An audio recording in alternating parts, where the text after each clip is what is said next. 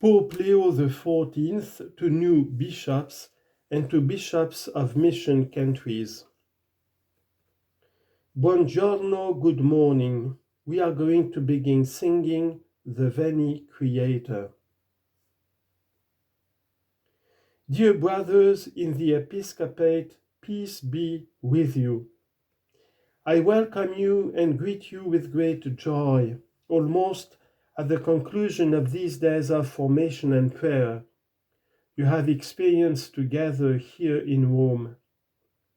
I thank the dicastery for bishops.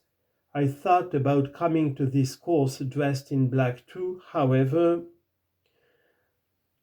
I thank the dicastery of the Eastern churches and the dicastery for evangelization in the persons of the prefect, the secretaries, and their collaborators who took care of the preparation and organization of this course. I wish to remind you, first and foremost, something as simple as it is taken for granted, the gift you have received, not for yourselves, but to serve the cause of the gospel.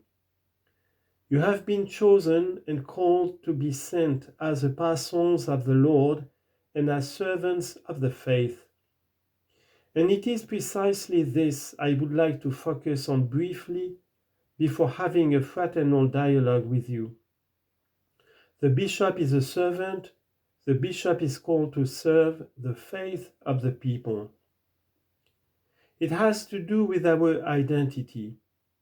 Afterwards, I will speak a bit about some elements and characteristics of this identity. Perhaps some of you are still saying, how come I was chosen? At least I ask myself this. Service is neither an external characteristic nor a way of exercising a role. On the contrary, those whom Jesus calls as disciples and proclaimers of the gospel, in particular the 12, are required to have inner freedom, poverty of spirit, and readiness to serve, which are born of love, to embody the same choice made by Jesus, who made himself poor in order to enrich us. According to the words of St. Paul in the second letter to the Corinthians, chapter 8, verse 9. He manifested the style of God, who does not reveal himself to us in power, but in the love of the Father, who calls us to communion with him.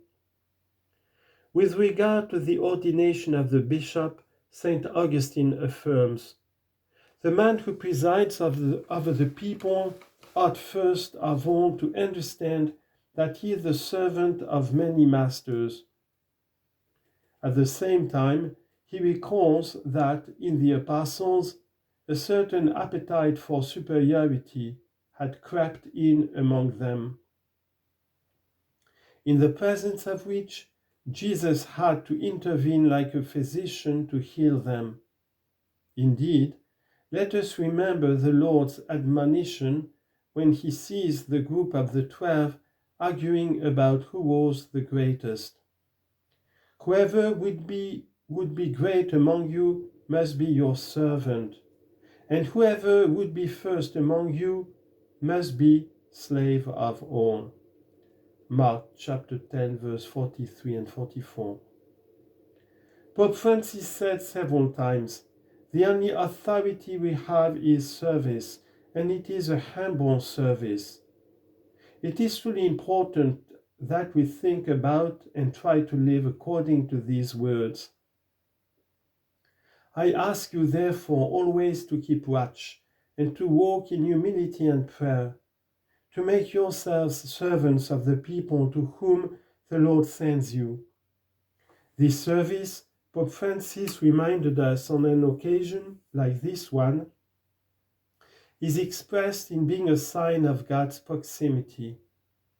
Quote, closeness to the people entrusted to us, he said, is not an opportunistic strategy, but our essential condition.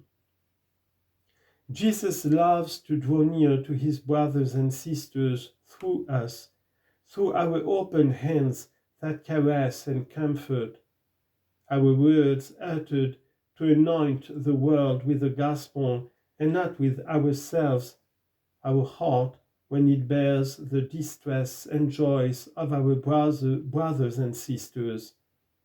End of quote from Pope Francis. At the same time, today, we must ask ourselves what it means to be servants to the faith of the people. However important and necessary it may be, it is not enough to be aware that our ministry is rooted in the spirit of service in the image of Christ. Indeed, it must also be translated into the style of the apostolate, into the various forms of pastoral care and governance, into the yearning to proclaim the gospel in ways that are as diverse and creative as the real situations you will encounter. The crisis of faith and its transmission, together with the hardships related to ecclesial belonging and practice, invite us to rediscover the passion and courage for a new proclamation of the gospel. At the same time, various people who seem to be distant from the faith often return to knock on the doors of the church or open themselves to a new search for spirituality, which at times does not find adequate language and forms in the usual pastoral offerings. And furthermore, we must not forget the other challenges of a more cultural and social nature which concern all of us and which affect some territories in a special way. The drama of war and violence, the sufferings of the poor, the aspiration of many to a more fraternal and solidarity-based world, the ethical challenges that question us on the value of life and freedom, and the list would certainly be longer. In this context, the Church sends you as caring, attentive pastors who know how to share the journey, the questions, the anxieties, and the hopes of the people. Pastors who wish to be guides, fathers and brothers for the priests and for sisters and brothers in faith. Dear friends, I pray for you that the breath of the Spirit may never be lacking, and that the joy of your ordination, like a gentle fragrance, may spread to those you will serve. Thank you.